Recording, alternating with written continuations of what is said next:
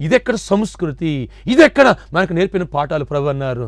జారత్వము, వ్యభిచారాన్ని ప్రోత్సహించే సినిమాలు ఇలాంటివి చూసి ఈ సమాజం చెడిపోతుంది. పరిశుద్ధులైన మనకి అలాంటివి వద్దు. ఇలాంటివి చూసి మనుషులు రెచ్చిపోతున్నారు, కాముకులైపోతున్నారు. అలాంటి కాముకులు నా బిడ్డలు ఎవరూ కావద్దని నా దేవుని కోరిక. ఆడదంటే అలుసుగా చూడవద్దు, స్త్రీ అంటే అమ్మగా చూద్దాము.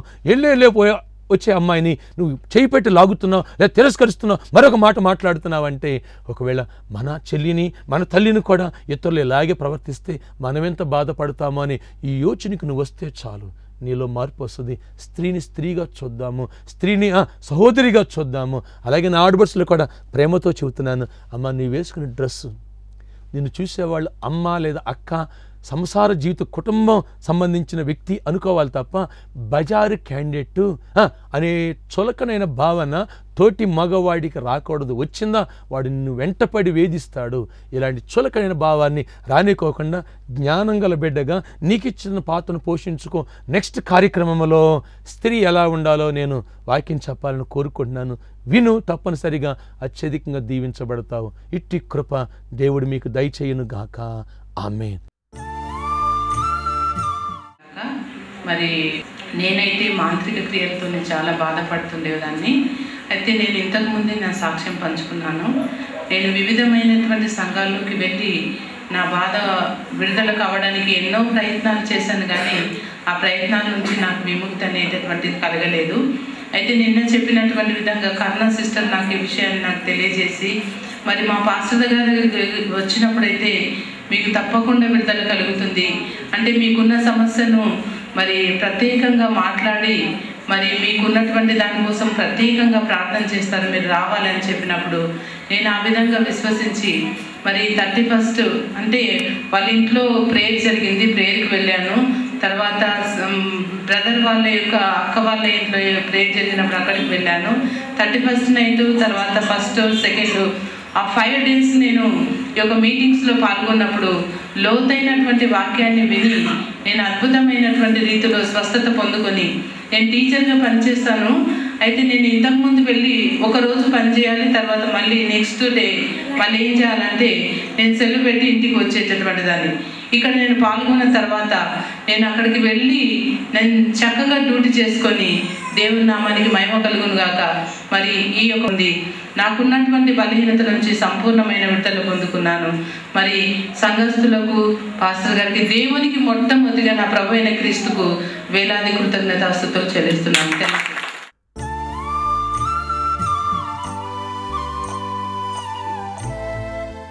నా తండ్రి ఈరోజు ఎంతమంది సత్యాన్ని గుర్తించారో, ఆడదంటే అంగట్లో బొమ్మ కాదు, వంట రూముకి లేదా పడగది పరిమితం కాదు, ఏదో వరకట్నం తెచ్చేటువంటి నాయన ప్రింటింగ్ మిషన్ కాదు అనే సత్యాన్ని ఎవరైతే గుర్తించారో, ఇక నుండి వారు సమాధానముతో నీ ప్రేమతో చూడాలా, దీవెన పొందాలా. నా ఇంటికి వచ్చినటువంటి ఒక త్యాగమూర్తి, తన సర్వస్వాన్ని విడిచిపెట్టుకొచ్చిన వ్యక్తి, ఆమెను ఎంత ప్రేమించాలా. నా ఆలనా పాలన చూసుకునే బిడ్డ కనుక ఆ బిడ్డను నా శరీరములో శరీరము, నా జీవితంలో ఒక భాగము కదా.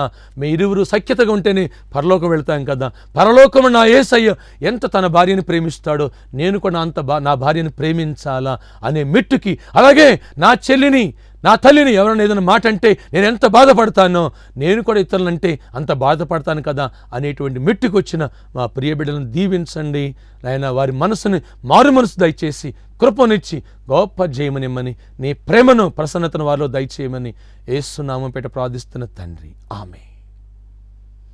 దైవ సన్నిధి మీకు తోడుగుండును గాక.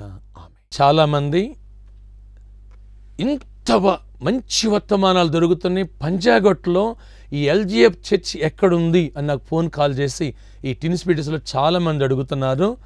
పంజాగొట్టులో ఫ్లైఓవర్ బ్రిడ్జ్ ఉంది.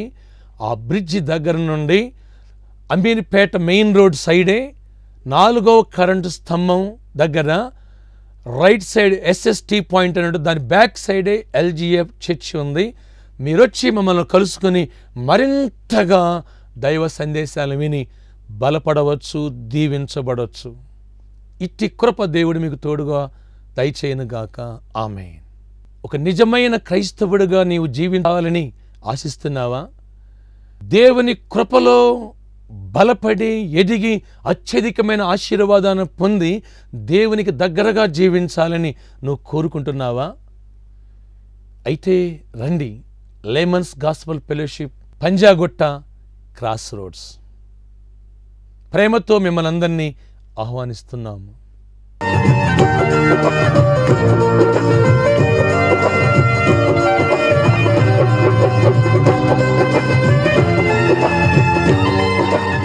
మా address P. Isaac, Srinivasam apartments, G3 8-3-502/1/B, Yellareddy గూడ, హైదరాబాద్ 73. మా ఫోన్ నెంబర్ 97-045-44427.